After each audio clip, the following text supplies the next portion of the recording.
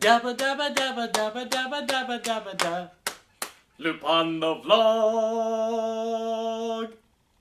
I smell like a sound, I'm lost and I'm found, and I'm hungry like the wolf.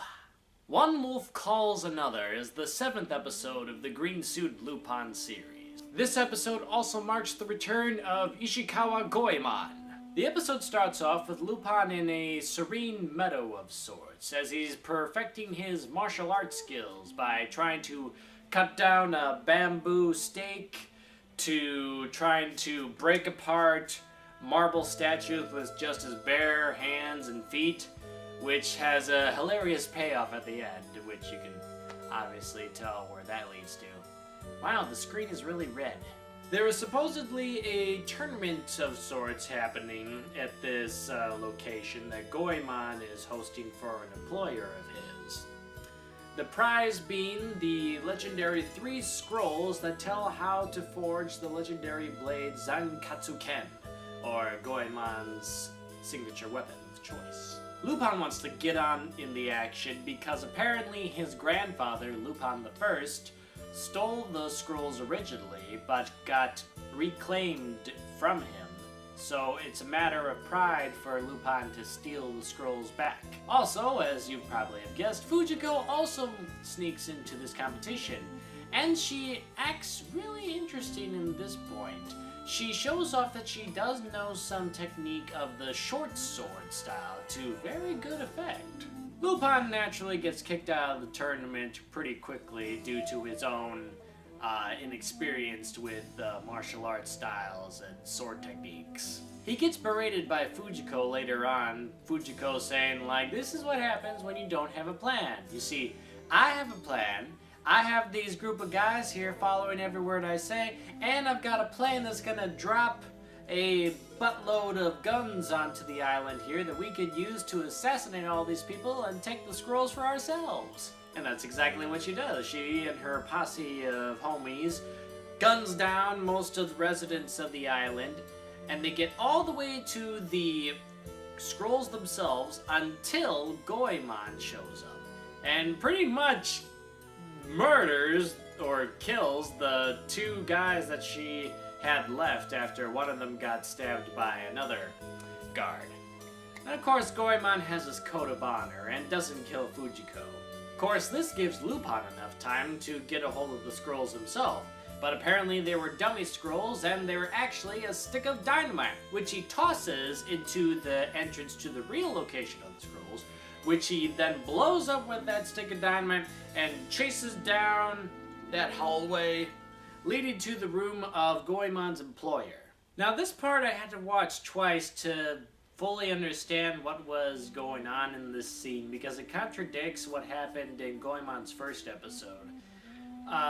Lupin gets the job on Goemon's employer, I don't think his name was ever said, and he forces him to tell him the secret of the Zantetsuken. And so it happened 25 years ago that the old man, was a young man then, was encountered Lupin the Second, which I believe this is the first time that any of the other Lupins have been mentioned in the series, let alone Lupin the First. But Lupin the Second, I mean, we barely even hear about Lupin's own father.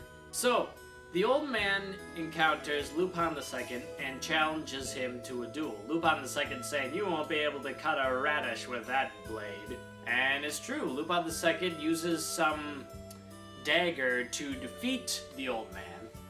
And out of his own inexperience and youth, he steals the dagger from Lupin the Second to obtain the secrets of its unimaginable steel-cutting abilities. Now, I don't know if this is another tale of how the Zantetsuken was forged, similar to how in one tale they say it was forged from a falling star. Another one in Goemon's first episode talked about how it was forged from 3 legendary blades. I'm wondering if maybe it's not so much a retelling of the origin of the Zantetsuken, but rather a reasoning as to... Because earlier in the episode... Let me back up here for a second. Earlier in the episode, we see the Zantetsuken getting reforged. So I'm guessing that they're doing the reforging process using the techniques that the man obtained from Lupin II and used it to strengthen the Zantetsuken even further. So my guess is that's the reasons behind that. Lupin then asks, okay, where are the scrolls? And Goemon says, they're right here. Da-da-da. Goemon says he'll hand over the scrolls to whomever beats the other in a duel. So it's Lupin versus the old man. Lupin coming onto the battlefield wearing a huge medieval iron armor suit and his Walther P-38 in his holster. And the old man wielding his own Zantetsuken that was forged in his own technique that he stole from Lupin II. That is what I believe. I don't know. The episode doesn't really explain that much or that well. Lupin wins the duel through his usual trickery that he does, and wins the scrolls only for Fujiko to take them, but luckily those were fake scrolls anyways, and Goemon hands over the real scrolls to Lupin because he's a nice guy. But Goemon says that their duel still needs to be done. And so, with a letter challenge in hand, Lupin meets Goemon into the location. Again, Lupin employs some trickery for Goemon to fall into a hole, only for Lupin to help him out of the hole. Later on, we see Goemon confronting Lupin again while he's driving with Jigen, and Goemon actually slices Lupin's car right in two.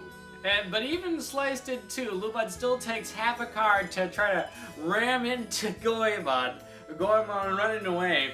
And the two of them then kind of collapse on the ground together, laughing like idiots.